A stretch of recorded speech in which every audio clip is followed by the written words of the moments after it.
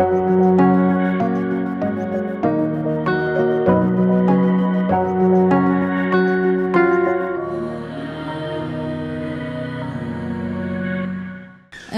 പേര് ബേണി. ഞാൻ 3 ഇയേഴ്സായിട്ട് UK കേംബ്രിഡ്ജിലാണ്.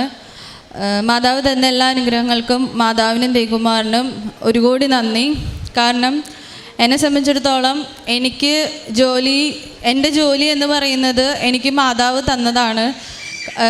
എൻ്റെ ഡിഗ്രിയോ അല്ലെങ്കിൽ ഞാൻ പഠിച്ചതോ ഒന്നും എനിക്ക് ഈ നിമിഷം വരെ എനിക്കത് ഉപയോഗപ്പെട്ടതായിട്ട് എനിക്ക് തോന്നിയിട്ടില്ല. മാതാവ് അച്ഛൻ പറയുന്ന പോലെ 0 മെറിറ്റിൽ നിന്നിട്ടാണ് എനിക്ക് UK ജോലി കിട്ടിയത്. എനിക്ക് UK ജോലി കിട്ടിയത് എങ്ങനെയെന്ന് വെച്ചാൽ, ഞാൻ 2021 പഠിച്ചിറങ്ങിയതാണ് UK. അപ്പോൾ 22 തൊട്ട് ഞാൻ UK വർക്ക് ചെയ്യുവാണ്. അപ്പോഴും ഇൻ്റർനാഷണൽ സ്റ്റുഡൻ്റ് ആയതുകൊണ്ട് എനിക്കൊരു സ്പോൺസർഷിപ്പ് വേണം ജോലി ചെയ്യാൻ. അപ്പോൾ സ്പോൺസർഷിപ്പ് കമ്പനികൾ പൊതുവേ തരത്തില്ല, കാരണം അത് അവർക്ക് കുറച്ച് എക്സ്പെൻസീവാണ്. അതുകൊണ്ട് അവർ നമുക്ക് സ്പോൺസർഷിപ്പ് ജോലി തരില്ല. അങ്ങനെ എനിക്കൊരു കമ്പനിയിൽ സ്പോൺസർഷിപ്പ് ഇല്ലാതെ ജോലി കിട്ടി. അതും വേൾഡിലെ ഓൾമോസ്റ്റ് 3rd ലാർജസ്റ്റ് ഫാർമസ്യൂട്ടിക്കൽ കമ്പനിയിലാണ് മാതാവ് എനിക്ക് ജോലി തന്നത്. എനിക്ക് ജോലി തന്നു, എനിക്ക് സാലറി തന്നു. അപ്പോഴും എനിക്ക് മാതാവ് സ്പോൺസർഷിപ്പ് തന്നില്ലായിരുന്നു. അതെനിക്ക് ഭയങ്കര വിഷമമായിട്ടിരിക്കുമായിരുന്നു. എന്നാലും എൻ്റെ ഹിതമല്ല, അവിടുത്തെ ഹിതം നിറവേറട്ടെ എന്ന് തന്നെ വിചാരിച്ച് ഞാൻ പ്രാർത്ഥിച്ചുകൊണ്ട് തന്നെ ഇരുന്നു. അത് ഞാൻ കണ്ടിന്യൂസ് ആയിട്ട് എല്ലാ 3 മാസവും കൂടുമ്പോഴും ഓൺലൈനിൽ ഉടമ്പടി, അമ്മ ഇവിടെ തീർത്ഥാടന ഉടമ്പടി എടുത്തിട്ടുണ്ട്. അപ്പോൾ ഞാൻ കണ്ടിന്യൂസ് ആയിട്ട് എല്ലാ 3 മാസവും UK കണ്ടിന്യൂസ് ആയിട്ട് ഞാൻ ഓൺലൈനിൽ ഉടമ്പടി എടുത്തുകൊണ്ടിരിക്കുന്നതാണ്. അങ്ങനെ ഞാൻ ജനുവരിയിൽ 2023 ഞാൻ ഓൺലൈനിൽ ഉടമ്പടി എടുത്ത് ഞാൻ ബൈബിൾ വായിച്ചുകൊണ്ടിരുന്നപ്പോൾ എനിക്ക് ഒത്തിരി വിഷമം വന്നു. അപ്പോൾ ഞാൻ മാതാവിനോട് പറഞ്ഞു, മാതാവിൻ്റെ ഹിതമാണ്, എന്നാലും എനിക്ക് എപ്പോൾ ജോലി കിട്ടും എന്ന് എന്നോടൊന്ന് പറയാമോ എന്ന് ചോദിച്ചു. ഞാൻ ബൈബിൾ തുറന്നപ്പോൾ എന്നോട് 4-ാം മാസം എന്ന് കാണിച്ചു, ജനുവരിയിൽ. അപ്പം ഞാൻ അമ്മേനോടും എല്ലാവരോടും ഞാൻ പറഞ്ഞു, എനിക്ക് ഏപ്രിലിൽ എനിക്ക് ജോലി കിട്ടുമായിരിക്കും എന്ന് പറഞ്ഞു. അപ്പോഴും എല്ലാവരും പറഞ്ഞു, ഇപ്പോൾ ഒരു ജോലി ഉണ്ടല്ലോ എന്ന് പറഞ്ഞു. അപ്പോഴും ഞാൻ ഓർത്തു, ശരി, മാതാവിൻ്റെ ഇത് അങ്ങനെയാണെങ്കിൽ പോട്ടെ എന്ന് വിചാരിച്ചു. അപ്പം ഞാൻ പാരലലി ജോലിക്ക് അപ്ലൈ ചെയ്യുന്നുണ്ടായിരുന്നു. എനിക്ക് എങ്ങൊന്നും എന്നെ വിളിക്കുന്നുണ്ടായിരുന്നില്ല. അത് കഴിഞ്ഞിട്ട് ഒരു ദിവസം എനിക്കൊരു മെസ്സേജ് വന്നു. ഒരു 2 വീക്സ് കഴിഞ്ഞപ്പോൾ എനിക്കൊരു മെസ്സേജ് വന്നു. അപ്പോൾ ഈ ബൈബിളിൽ 4-ാം മാസം എന്ന് കിട്ടിയപ്പോൾ തന്നെ എനിക്ക് ഭയങ്കരമായിട്ടുള്ളൊരു സ്ട്രോങ് സ്മെല്ല് വന്നു. ശരിക്കും നല്ല മുല്ലപ്പൂവിൻ്റെ മണം വന്നു. അപ്പോൾ ഞാൻ തിരിഞ്ഞു നോക്കി, എൻ്റെ പെർഫ്യൂമിൻ്റെ ഒന്നുമല്ല, എനിക്ക് ഉറപ്പാണ്. അപ്പോഴും എനിക്ക് സംശയം, മാതാവ്, ഞാൻ വിളിച്ചാൽ മാതാവ് വരുമല്ലേ എന്ന് ഓർത്ത് എനിക്ക് ഭയങ്കര സന്തോഷമായി. അത് കഴിഞ്ഞിട്ട് എനിക്ക് മെസ്സേജ് വന്നു. അപ്പോൾ അവർ ജോലിയുടെ ആപ്ലിക്കേഷൻ അയച്ചപ്പോൾ അവരിങ്ങോട്ട് വന്നതാണ്. ഞാൻ അവിടെ അപ്ലൈ ചെയ്തിട്ടില്ല. പക്ഷെ അവരിങ്ങോട്ട് എനിക്ക് അയച്ചിട്ട് ചോദിച്ചു, ഇൻട്രസ്റ്റഡ് ആണോ ജോലിക്കെന്ന് ചോദിച്ചു. അപ്പം ഞാൻ പറഞ്ഞു ഇൻട്രസ്റ്റഡ് ആണെന്ന് പറഞ്ഞു. അപ്പം ഞാൻ കമ്പനിയുടെ അഡ്രസ്സ് നോക്കിയപ്പോൾ UK ഞങ്ങൾക്ക് പോസ്റ്റ് കോഡാണ്. അപ്പോൾ നോക്കിയപ്പോൾ എൻ്റെ സെയിം പോസ്റ്റ് കോഡാണ് വന്ന ആപ്ലിക്കേഷനിലും. അപ്പോഴും എനിക്ക് അക്സെപ്റ്റ് ചെയ്യാൻ പറ്റുന്നില്ല. കാരണം ആ സെയിം പോസ്റ്റ് കോഡിൽ എങ്ങനെ ഒരു ജോലി എന്നുള്ളത് ഭയങ്കര ഒരു ചോദ്യചിഹ്നമായിട്ട് എൻ്റെ മുന്നിൽ വന്നു. അത് കഴിഞ്ഞ് ഞാൻ പറഞ്ഞു, ഓക്കെ, ഇൻട്രസ്റ്റഡ് ആണ് എന്ന് പറഞ്ഞു. അപ്പോൾ ശരിക്കും എൻ്റെ കമ്പനിയുടെ റോഡിൻ്റെ തൊട്ട് ഓപ്പോസിറ്റുള്ള കമ്പനിയിൽ നിന്നാണ് എന്നെ വിളിച്ചത്. എന്ന് വെച്ചാൽ ഞാൻ ഇവിടെ ഇരുന്ന് നോക്കി എനിക്ക് ആ കമ്പനി കാണാൻ പറ്റും. അങ്ങനെ എന്നെ അവർ വിളിച്ചു. അപ്പോൾ വിളിച്ചപ്പോൾ അപ്പോൾ ഞങ്ങൾക്ക് വെബ്സൈറ്റിൽ നോക്കാൻ പറ്റും കമ്പനിക്ക് ലൈസൻസ് തരാനുള്ള എലിജിബിലിറ്റി ഉണ്ടോ ഇല്ലയോ എന്ന്. അപ്പോൾ ഞാൻ എലിജിബിലിറ്റി നോക്കിയപ്പോൾ ആ കമ്പനിക്ക് ലൈസൻസ് തരാനുള്ള എലിജിബിലിറ്റി ഇല്ല. അപ്പോൾ അവരെനിക്ക് ഇൻ്റർവ്യൂ കോൾ അയച്ചു. ഞാൻ ലിറ്ററലി ഈ കമ്പനിയിലെ ബ്രേക്ക് ടൈമിൽ ഒരിക്കലും അങ്ങനെയൊന്നും ആരും ഇൻ്റർവ്യൂ അറ്റൻഡ് ചെയ്യില്ല. ഞാൻ ഇവിടുത്തെ ക്യാൻറ്റീനിൽ ഇരുന്നിട്ടാണ് അവിടുത്തെ ഇൻ്റർവ്യൂ ഞാൻ അറ്റൻഡ് ചെയ്തത്. ബ്രേക്ക് ടൈമിൽ ഫുഡ് കഴിച്ചുകൊണ്ടിരുന്നപ്പോൾ കൈ പോലും ഞാൻ കഴുകിയില്ല. അപ്പം ഞാൻ എപ്പോഴും ബ്രേക്ക് ടൈമിൽ ഞാൻ ആകെ ചെയ്യുന്ന കാര്യം, ഞാൻ സാക്ഷ്യങ്ങൾ കേട്ടുകൊണ്ടിരിക്കും. ബ്രേക്ക് ടൈമിൽ ഹെഡ്സെറ്റിൽ എപ്പോഴും ഞാൻ സാക്ഷ്യം കേൾക്കും. എനിക്ക് സാക്ഷ്യം കേൾക്കുമ്പോൾ ഭയങ്കര ഒരു ബലമാണ് എനിക്ക്. അത് കഴിഞ്ഞ് അവരെനിക്ക് ഇൻ്റർവ്യൂ അയച്ചു കഴിഞ്ഞ് ഇൻ്റർവ്യൂ കഴിഞ്ഞു. അവരൊരു 20 മിനിറ്റ്സ് കഴിഞ്ഞപ്പോൾ അവരെന്നെ വിളിച്ചിട്ട് പറഞ്ഞു, ബേണി, നീ ഫസ്റ്റ് റൗണ്ട് ക്ലിയർ ആയി, സെക്കൻഡ് റൗണ്ട് ഇൻട്രസ്റ്റഡ് ആണോ എന്ന് ചോദിച്ചു. അപ്പോൾ ഇവർക്ക് ലൈസൻസ് തരാനില്ലെന്ന് എനിക്ക് 100% ഉറപ്പാണ്. അപ്പോൾ ഞാൻ ഇവരോട് പറഞ്ഞു, എനിക്ക് സ്പോൺസർഷിപ്പ് വേണമെന്ന് പറഞ്ഞു. അപ്പോൾ അവർ പറഞ്ഞു, ഇല്ല, സ്പോൺസർഷിപ്പ് ഞങ്ങൾക്ക് തരാൻ പറ്റത്തില്ല. ഞാൻ എക്സ്പെക്റ്റഡ് ആയിരുന്നു ആ റിപ്ലൈ. ഓക്കെ, ഞാൻ വിട്ടു. ഞാൻ വൈകുന്നേരം വീട്ടിൽ പോയി ഞാൻ വീണ്ടും പ്രാർത്ഥിച്ചു. എൻ്റെ പ്രാർത്ഥനകളൊക്കെ ഞാൻ കണ്ടിന്യൂ ചെയ്തു. 4-ാമത്തെ ദിവസം ഇവരെന്നെ ഇങ്ങോട്ട് വിളിച്ചിട്ട് ഇവരെന്നോട് പറഞ്ഞു, അവർ ആ കമ്പനിക്ക് ലൈസൻസ് എടുക്കാൻ റെഡിയാണെന്ന് പറഞ്ഞു എനിക്ക് ജോലി തരാൻ. എന്ന് വെച്ചാൽ 25 വർഷമായിട്ട് UK ഒരു കമ്പനിയാണത്. അതൊരിക്കലും പോസിബിളായിട്ടുള്ളൊരു കാര്യമല്ല. ഒരിക്കലും മനുഷ്യൻ്റെ ചിന്തയിൽ അങ്ങനെ ഒരു കാര്യം നടക്കില്ല. കാരണം അവർക്ക് ഒരു 5 ലക്ഷത്തോളം അവർക്ക് ചിലവാണ് ഒരു ലൈസൻസ് എടുക്കുക. അതൊരു വലിയൊരു പ്രൊസീജിയറാണ്. ഒരു കമ്പനിയും റെഡി ആവത്തില്ല. എന്നിട്ട് അവരെന്നോട് പറഞ്ഞു, ബേണി നിനക്ക് വേണ്ടി ഞങ്ങൾ സ്പോൺസർഷിപ്പ് എടുക്കാൻ റെഡിയാണ്, നീ വരുമോ എന്ന് ചോദിച്ചു. അപ്പോൾ എനിക്ക് ഭയങ്കര, ഞാൻ വിറച്ചു പോയി പെട്ടെന്ന്. അപ്പം ഞാൻ പറഞ്ഞു എനിക്ക് ആലോചിക്കണം എന്ന് പറഞ്ഞു. എന്നിട്ട് അവരെനിക്ക് വർക്ക് പാറ്റേൺ തന്നു. 4 ദിവസം വർക്ക് ചെയ്താൽ എനിക്ക് 4 ദിവസം വീട്ടിലിരിക്കാം. അതാണ് എൻ്റെ വർക്ക് പാറ്റേൺ. ഒന്നും പോസിബിളായിട്ടുള്ള കാര്യമല്ല. അത് കഴിഞ്ഞിട്ട് ഞാൻ അവിടെ ജോലിക്ക് അവരെനിക്ക് പറഞ്ഞ പോലെ അവരെനിക്ക് സ്പോൺസർഷിപ്പ് തന്നു. അവരെന്നോട് ഏപ്രിൽ 30 അവരെന്നോട് ജോയിൻ ചെയ്യാൻ പറഞ്ഞു. അപ്പം ഞാൻ അമ്മേനോടും എല്ലാവരോടും പറഞ്ഞു, കണ്ടു മാതാവ് ബൈബിളിൽ എന്നോട് പറഞ്ഞത്. എനിക്ക് 4-ാം മാസം എന്ന് പറഞ്ഞിട്ട് ആ 4-ാം മാസം സമയത്തിൻ്റെ മേലെ അധികാരമുള്ള മാതാവ് എനിക്ക് ഏപ്രിൽ 30 എനിക്ക് ജോബ് ഓഫർ തന്നു എനിക്ക്.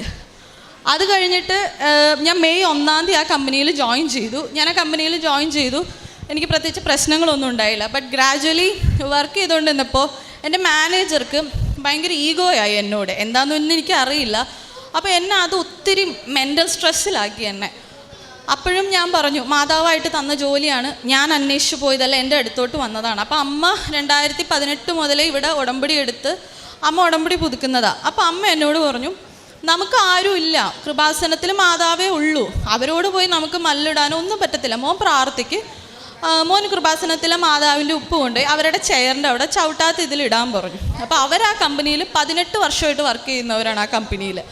അപ്പോൾ ഞാൻ ഇവരുടെ ചെയറിൻ്റെ അവിടെ കൊണ്ടുവന്ന് ഞാൻ ഉപ്പിട്ട് പ്രാർത്ഥിച്ചിട്ട് ഞാൻ പറഞ്ഞു, മാതാവേ അവർക്കൊരു മാനസാന്തരം എന്നോട് കൊടുക്കണേ എന്ന് പറഞ്ഞു. അവരുടെ മാനസാന്തരത്തിന് വേണ്ടിയാണ് ഞാൻ പ്രാർത്ഥിച്ചുകൊണ്ടിരുന്നത്. പക്ഷേ മാതാവ് എനിക്ക് വേണ്ടി കരുതി വെച്ചത് അതിലും വലുതായിരുന്നു. ഒരു കൃത്യം 1 വീക്ക് കഴിഞ്ഞപ്പോൾ ഒരു റാൻഡം ഡേ അവർ വന്നിട്ട് എന്നോട് പറഞ്ഞു, കമ്പനി അവരോട് മൂവ് ഔട്ട് ചെയ്യാൻ പറഞ്ഞു എന്ന് പറഞ്ഞു. കമ്പനിയിൽ നിന്ന് എന്ന് വെച്ചാൽ ജോയിൻ ചെയ്ത് എന്നെ നിർത്തിയിട്ട് 18 വർഷം വർക്ക് ചെയ്തിരുന്ന അവരെ കമ്പനി മൂവ് ഔട്ട് ചെയ്തു. എന്നിട്ട് അവരെ വേറെ കമ്പനിയിലോട്ട് മാറ്റി. അങ്ങനെ മാതാവ് എനിക്ക് ആ വലിയൊരു തടസ്സം മാതാവ് എനിക്ക് മാറ്റി തന്നു. ഇപ്പം ഞാൻ ഒത്തിരി സന്തോഷത്തോടു കൂടിയാണ് ഞാൻ ജോലി ചെയ്യുന്നത്. എൻ്റെ മൂന്നാമത്തെ സാക്ഷ്യം, അപ്പോൾ എനിക്ക് ലൈസൻസ് നോക്കുന്നുണ്ടായിരുന്നു, UK ഡ്രൈവിംഗ് ടെസ്റ്റ്. അപ്പോൾ യു കെയിലുള്ളവർക്ക് അറിയാം, ഡ്രൈവിംഗ് ടെസ്റ്റ് പൊതുവേ ഭയങ്കര പാടാണ് പാസ്സാവാൻ. അപ്പോൾ ഞാൻ 4ാമത്തെ വട്ടമാണ് ഞാൻ അറ്റംപ്റ്റ് ചെയ്യുന്നത് ഡ്രൈവിംഗ് ടെസ്റ്റിന്. അപ്പോൾ ഞാൻ മാതാവിനോട് ഞാൻ പറഞ്ഞു, എനിക്ക് പരാതിയൊന്നുമില്ല, ഇഷ്ടമുള്ളപ്പോൾ തായോ, പക്ഷെ എപ്പോൾ തന്നാലും മാതാവ് തന്നതായിരിക്കണം. അതെനിക്ക് എപ്പോഴും ആരോട് പറഞ്ഞാലും എനിക്ക് പറയണം, ദേ മാതാവ് തന്നു എനിക്കിന്ന്. അപ്പോൾ ഞാൻ ഡ്രൈവിംഗ് ടെസ്റ്റിന് പോയി. അപ്പോൾ UK റൂൾ അനുസരിച്ച് 45 മിനിറ്റാണ് ഡ്രൈവിംഗ് ടെസ്റ്റ്. എൻ്റെ എക്സാമിനർ 20 മിനിറ്റാണ് എന്നെ ഡ്രൈവ് ചെയ്യിപ്പിച്ചത്. എന്നിട്ട് 20 മിനിറ്റ് കഴിഞ്ഞപ്പോൾ എന്നോട് പറഞ്ഞു, നീ പാസ്സായി എന്ന് പറഞ്ഞു. അപ്പോഴും ഞാൻ തിരിച്ചു വന്നപ്പോൾ എല്ലാവരും എന്നോട് ചോദിച്ചു, എന്തിനാ നേരത്തെ വന്നേ, ഫെയിലായോ? ഞാൻ പറഞ്ഞില്ല, എന്നെ പാസ്സാക്കി എന്ന് പറഞ്ഞു. അതെനിക്ക് ഒത്തിരി വലിയൊരു അനുഗ്രഹമാണ് മാതാവ് തന്നത്. അപ്പോൾ ഒബ്വിയസ്ലി ലൈസൻസ് കിട്ടിക്കഴിഞ്ഞപ്പോൾ എനിക്ക് കാറ് വേണം. അപ്പോഴും ഞാൻ മാതാവിനോട് പറഞ്ഞു, എനിക്ക് കാറ് വേണം, പക്ഷേ എനിക്ക് കാറിനെ പറ്റി ഒന്നും അറിയത്തില്ല, ഒന്നും എനിക്ക് അറിയത്തില്ല. അപ്പോൾ എൻ്റെ ഹസ്ബൻഡിൻ്റെ ഫ്രണ്ട്സിനോട് പറയുന്നുണ്ട്, ഞങ്ങൾ അവിടെ നോക്കുന്നുണ്ട്, ഇവിടെ നോക്കുന്നുണ്ട്, എല്ലായിടത്തും നോക്കുന്നുണ്ട്. അപ്പോൾ ഞാൻ രാവിലെ പ്രാർത്ഥിച്ചപ്പോൾ ഞാൻ മാതാവിനോട് ഞാൻ പറഞ്ഞു, എനിക്ക് ആകെ വിശ്വാസമുള്ളത് മാതാവിനെ മാത്രമേ ഉള്ളൂ, ഞാൻ മനുഷ്യരിൽ ഒരിക്കലും ആശ്രയിച്ച് ജീവിക്കത്തില്ല, എനിക്ക് മാതാവാണ് എല്ലാം. അപ്പോൾ ഞാൻ മാതാവിനോട് പറഞ്ഞു, എനിക്കൊരു കാറ് വേണം, പക്ഷേ അതും മാതാവ് എനിക്ക് തന്ന കാറായിരിക്കണം എന്ന് പറഞ്ഞു. അപ്പോൾ ഞാൻ പറഞ്ഞു, ഒന്നില്ലെങ്കിൽ നീലയായിരിക്കണം, അല്ലെങ്കിൽ മാതാവിൻ്റെ കൃപാസനത്തിലെ മാതാവിൻ്റെ കളറായിരിക്കണം എൻ്റെ കാറെന്ന് പറഞ്ഞു. എന്നിട്ട് ഞങ്ങൾ കാറ് നോക്കുന്നുണ്ട്, ഒത്തിരി ഒരു 10-100 കാറോളം ഞങ്ങൾ നോക്കി, ഒന്നും ശരിയായില്ല ഞങ്ങൾക്ക്. ഒരു ദിവസം ഞങ്ങൾ താമസിക്കുന്ന വീടിൻ്റെ അപ്പുറത്തെ ജംഗ്ഷനിൽ നിന്ന് ഒരു കാറുണ്ടെന്നും പറഞ്ഞു വന്നു. അപ്പോൾ വിളിച്ചു ചോദിച്ചപ്പോൾ വില കൊണ്ടും മോഡൽ കൊണ്ടും ഒക്കെ ഞങ്ങൾക്ക് അങ്ങ് ഒക്കുന്നുണ്ട്. അപ്പം ഞാൻ എൻ്റെ ഹസ്ബൻഡിനോട് പറഞ്ഞു, നീ നോക്കിക്കോ, ആ കാർ വരും, അത് മാതാവിൻ്റെ കളറായിരിക്കും എന്ന് പറഞ്ഞു. അത്ഭുതം എന്ന് പറയട്ടെ, ആ കാറിൻ്റെ ഫോട്ടോ വന്നപ്പോൾ ഞാൻ ഫോട്ടോ കൊണ്ടുവന്നിട്ടുണ്ട്, ശരിക്കും മാതാവിൻ്റെ കാപ്പയുടെ അതേ കളറായിരുന്നു ആ കാറ്. എന്നിട്ട് അടുത്ത ദിവസം ഹസ്ബൻഡ് വർക്കിംഗ് ആണ്, ഹസ്ബൻഡിൻ്റെ ഫ്രണ്ട്സ് വർക്കിംഗ് ആണ്, എല്ലാവരും വർക്കിംഗ് ആണ്. കാറ് നോക്കാൻ പോകാൻ ആരും ഇല്ല അവിടെ, ഞാൻ മാത്രമേ ഉള്ളൂ. അപ്പോൾ എനിക്ക് 6 മണി വരെ വർക്കിംഗ് ആണ്. 6 മണി കഴിഞ്ഞ് ഞാൻ ചുമ്മാ അങ്ങ് ഗ്യാരേജിലോട്ട് ചെന്നിട്ട് ഞാൻ കാറ് കണ്ടപ്പോൾ ഞാൻ കാറ് വിൽക്കുന്ന ആളോട് ഞാൻ പറഞ്ഞു, എനിക്ക് കാറിനെ പറ്റി ഒന്നും അറിയത്തില്ല, എനിക്ക് ഡ്രൈവ് ചെയ്യാനറിയാം. അപ്പോൾ ആൾ എന്നോട് പറഞ്ഞു, നീ ബോണറ്റ് പൊക്കി നോക്ക്, ഓടിച്ച് നോക്കുന്നൊക്കെ പറഞ്ഞു. ഞാൻ പറഞ്ഞു, ചേട്ടാ എനിക്ക് ബോണറ്റ് പൊക്കി നോക്കി അതിൽ എന്താണ് പാർട്സ് എന്ന് കണ്ടാൽ പോലും എനിക്ക് മനസ്സിലാവത്തില്ല, എനിക്ക് അറിയില്ല എന്ന് പറഞ്ഞു. എന്നിട്ട് എന്നോട് പറഞ്ഞു, നീ ഓടിച്ച് നോക്കുമെന്ന് പറഞ്ഞു. അപ്പോൾ എനിക്ക് അതിനുള്ള ധൈര്യം വരുന്നില്ല. അപ്പോൾ ആൾ പറഞ്ഞത്, നീ കയറി, ഞാൻ ഓടിച്ച് കാണിക്കാമെന്ന് പറഞ്ഞു. അപ്പോൾ അപ്പോൾ ആ മനുഷ്യനെ എന്നെ പറ്റിക്കണമെന്നുണ്ടെങ്കിൽ ഞാൻ വളരെ സുഖമായിട്ട് പറ്റിക്കപ്പെടും. അത് കഴിഞ്ഞിട്ട് ഞാൻ കാറ് മേടിച്ചപ്പോൾ ഞാൻ അയാളോട് തുറന്ന് ഞാൻ ആ മനുഷ്യനോട് ഞാൻ പറഞ്ഞു, എനിക്കൊരു മാതാവുണ്ട്, കൃപാസനത്തിലെ മാതാവാണ്, പോളിഷുകാരനാണ്, കൃപാസനത്തിലെ മാതാവാണ്, മാതാവിൻ്റെ കളറാണിത്, അപ്പം മാതാവ് തന്ന കാറാന്ന് ഞാനങ്ങ് വിശ്വസിക്കുക, ഞാനിതങ്ങ് വീട്ടിൽ കൊണ്ടുപോകാമെന്ന് പറഞ്ഞു. ഞാൻ ഈ കാറും കൊണ്ട് വീട്ടിൽ വന്നു കഴിഞ്ഞിട്ടാണ് എൻ്റെ ഹസ്ബൻഡ് അറിയുന്നതും എൻ്റെ വീട്ടിലറിയുന്നതും എൻ്റെ ഹസ്ബൻഡിൻ്റെ വീട്ടുകാരും എല്ലാവരും അറിയുന്നതും. എല്ലാവരും എന്നോട് ചോദിച്ച ഒറ്റ ചോദ്യമുള്ളൂ, എന്ത് ധൈര്യത്തിലാണ് നീ ആ കാറും കൊണ്ട് വീട്ടിലോട്ട് വന്നേ, ആ കാറിന് എന്ത് ഗ്യാരണ്ടി നിനക്കുണ്ടെന്ന് ചോദിച്ചു. ഞാൻ പറഞ്ഞു, ആ ഗ്യാരണ്ടി എനിക്ക് എൻ്റെ മാതാവാണ്, മാതാവിൻ്റെ കളറാണെങ്കിൽ ആ കാർ എന്നെ ചതിക്കൂല എന്ന് പറഞ്ഞു. ഇന്ന് ഞാൻ ആ കാറ് മേടിച്ചിട്ട് 6 മാസമായി. ഒറ്റ ദിവസം ഞങ്ങൾ എവിടെ പോയാലും 200-250 കിലോമീറ്ററൊക്കെ ഞാൻ ഡ്രൈവ് ചെയ്യുന്നുണ്ട് UK-ൽ. ആ കാറ് ഒത്തിരി പേര് ഓടിച്ചു നോക്കി. എല്ലാവരും അത്ഭുതത്തോടു കൂടി ചോദിച്ചൊരു ചോദ്യമാണ്, ഈ കാർ എവിടെ നിന്ന് കിട്ടി, ഇതെന്ത് ഇത്രയും നല്ലൊരു കാർ ഈ വിലയ്ക്ക് നിനക്ക് എങ്ങനെ ഒത്തു കിട്ടിയതാണ്. എല്ലാവരോടും ഞാൻ ഒരുപാട് സന്തോഷത്തോടു കൂടി പറയാറുണ്ട്, അതെനിക്ക് മാതാവ് തന്ന കാറാ. എൻ്റെ കാറിൽ ഞാൻ ആ കാറ് തന്നെ മാതാവായിട്ടാണ് സങ്കല്പിക്കുന്നത്. കാരണം എൻ്റെ കാറിൽ കയറി കഴിഞ്ഞാൽ ഞാൻ ഡ്രൈവ് ചെയ്യുന്നതിൻ്റെ ഇപ്പുറത്ത് കൃപാസനത്തിലെ മാതാവിൻ്റെ കൊന്ത, ഫ്രണ്ടിലും മാതാവിൻ്റെ രൂപം, ഞാൻ ഇരിക്കുന്ന ബാക്ക് സീറ്റിൽ ഞാൻ മാതാവിൻ്റെ ഫോട്ടോ ഒട്ടിച്ച് വെച്ചിട്ടുണ്ട്. ഞാൻ പറഞ്ഞിട്ടുണ്ട് എൻ്റെ കൂടെ വരണം, കാരണം UK-ൽ ഡ്രൈവിംഗ് റൂൾസൊക്കെ ഭയങ്കര സ്ട്രിക്റ്റാണ്. അപ്പോൾ ഞാൻ പറഞ്ഞിട്ടുണ്ട് എൻ്റെ കൂടെ വന്നേക്കണേ എന്ന് പറഞ്ഞിട്ടുണ്ട്. അപ്പോൾ ഞാൻ കണ്ടില്ലെങ്കിൽ പോലും റോട്ടിലെ പല അപകടങ്ങളും മാതാവ് എനിക്ക് വേണ്ടി കാണാറുണ്ട്. എനിക്ക് ഒത്തിരി വട്ടം എനിക്ക് ഫീൽ ചെയ്തിട്ടുണ്ട്. അങ്ങനെ മാതാവ് എനിക്കൊരു നല്ലൊരു കാറ് തന്നു. പിന്നെ അത് കഴിഞ്ഞിട്ട് പിന്നെ എൻ്റെ അടുത്ത സാക്ഷി എന്ന് വെച്ച് കഴിഞ്ഞാൽ എൻ്റെ ഹസ്ബൻഡിൻ്റെ ബാക്കിലൊരു സ്പൈനലിൻ്റെ അവിടെ ഒരു ലംബ് പോലെ വന്നിട്ടുണ്ട്. അപ്പോൾ എന്നോട് ചോദിച്ചപ്പോൾ പറഞ്ഞു, അതൊരു 4-5 ഇയേഴ്സായിട്ട് ആ ലംബ് അവിടെ ഉണ്ടെന്ന് പറഞ്ഞു. അപ്പോൾ ഞാൻ പറഞ്ഞു, എനിക്കത് ഭയങ്കര ടെൻഷനായി. അപ്പോഴും ഞാൻ മാതാവിൻ്റെ അടുത്ത് ഞാൻ പറഞ്ഞു, ഇങ്ങനെ ഒരു സാധനം ഞാൻ കാണുന്നുണ്ട്, എന്തുകൊണ്ടാണെന്നൊന്നും എനിക്കറിയത്തില്ല, എന്നെക്കൊണ്ട് ഒന്നും ചിന്തിക്കാൻ പറ്റത്തില്ല കേട്ടോ എന്ന് പറഞ്ഞു. അപ്പം ഞങ്ങൾ ഡോക്ടറെ പോയി കണ്ടു. അപ്പോൾ ഡോക്ടർ പറഞ്ഞു, ഓക്കെ, അത് നമുക്ക് സ്പൈനലാണ്, നമുക്കത് കീറേണ്ട വരും, ഒരു മരുന്ന് കഴിക്കാം, അത് കീറേണ്ട വരും എന്ന് പറഞ്ഞു. അപ്പോഴും ഞാൻ തിരിച്ച് വീട്ടിൽ വന്നിട്ട് ഞങ്ങൾ എന്നും രാവിലെ മാതാവിൻ്റെ പ്രത്യക്ഷീണ പ്രാർത്ഥന ചൊല്ലി കുരിശ് വരച്ചിട്ടേ ഞങ്ങൾ വീടിൻ്റെ പുറത്തുള്ളൂ. അപ്പോൾ ഞാൻ അതിൻ്റെ ആ ലംബിൻ്റെ മുകളിൽ എന്നും മാതാവിൻ്റെ ഓയിൽ തേക്കും.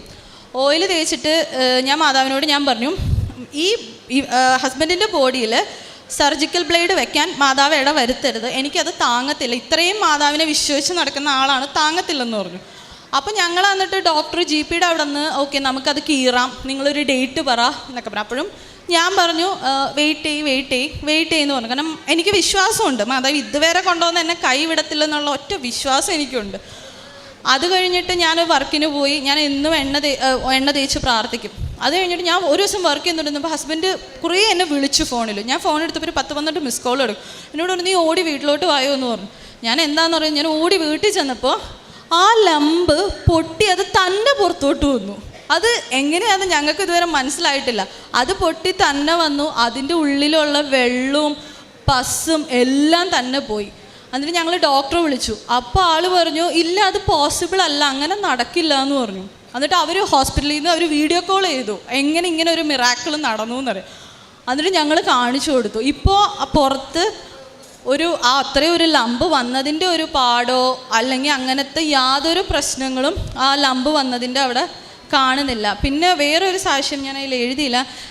കാരണം എൻ്റെ ഹസ്ബൻഡിൻ്റെ മമ്മി ഞങ്ങളുടെ കല്യാണത്തിൻ്റെ അന്ന് മമ്മി ഒന്ന് വീണായിരുന്നു. അപ്പോൾ വീണപ്പോൾ മമ്മിയുടെ കാലിലുള്ള മെനസ്കസ് ടിയറായിരുന്നു. അപ്പോൾ മെനസ്കസ് ടിയറായി കഴിഞ്ഞ് ഞങ്ങൾ MRI ചെയ്തപ്പോൾ അവർ പറഞ്ഞു കീ ഹോൾ ചെയ്യണം. പക്ഷെ മുട്ടിൻ്റെ ബാക്കിൽ ഒരു ടിയർ കാണുന്നുണ്ട്.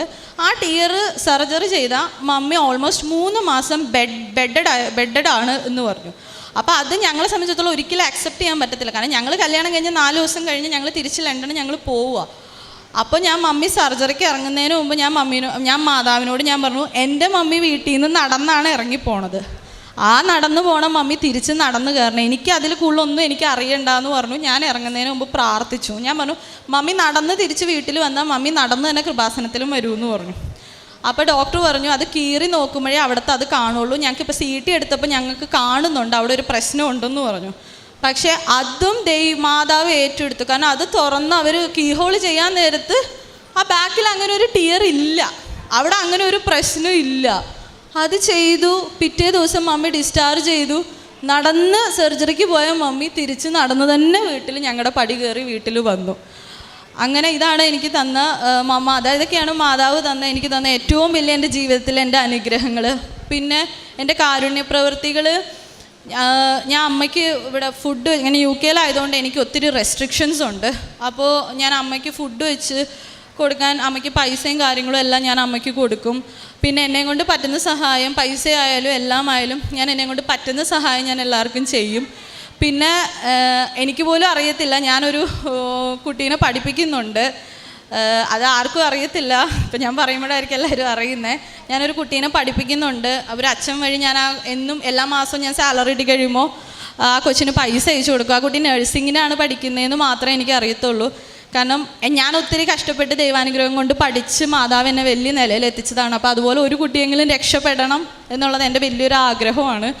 അപ്പോൾ ഞാൻ അങ്ങനെ ഒരു കൊച്ചിനെ പഠിപ്പിക്കുന്നുണ്ട്. പിന്നെ അവിടെ പള്ളിയിലാണെങ്കിലും ഞാൻ എൻ്റെ ഡ്യൂട്ടി ടൈം എല്ലാം ഞാൻ അവിടെ അനലിറ്റിക്കൽ ഡിപ്പാർട്ട്മെൻറ്റിലാണ് വർക്ക് ചെയ്യുന്നത്, QCയിലാണ് വർക്ക് ചെയ്യുന്നത്. അപ്പോൾ ഞാൻ എൻ്റെ ജോലിയാണെങ്കിലും അതെല്ലാം അങ്ങോട്ടും ഇങ്ങോട്ടും മാറ്റി ആണ് ഞാൻ എൻ്റെ ഷിഫ്റ്റ് പാറ്റേണും കാര്യങ്ങളും മാറ്റി ഞാൻ പള്ളിയിൽ പോകും. പിന്നെ രാവിലെ ഞാനും ഹസ്ബൻഡും എന്നും പ്രത്യക്ഷീകരണ പ്രാർത്ഥന ഞങ്ങൾ ചൊല്ലും. ഞങ്ങളത് മുടക്കൂല. ഇപ്പം ഞാൻ മറന്നുപോയാലും എന്നോട് പറയും, എന്നോട് എഴുന്നേക്ക് പ്രത്യക്ഷീകരണ പ്രാർത്ഥന ചൊല്ലാതെ പോകാൻ പറ്റില്ല.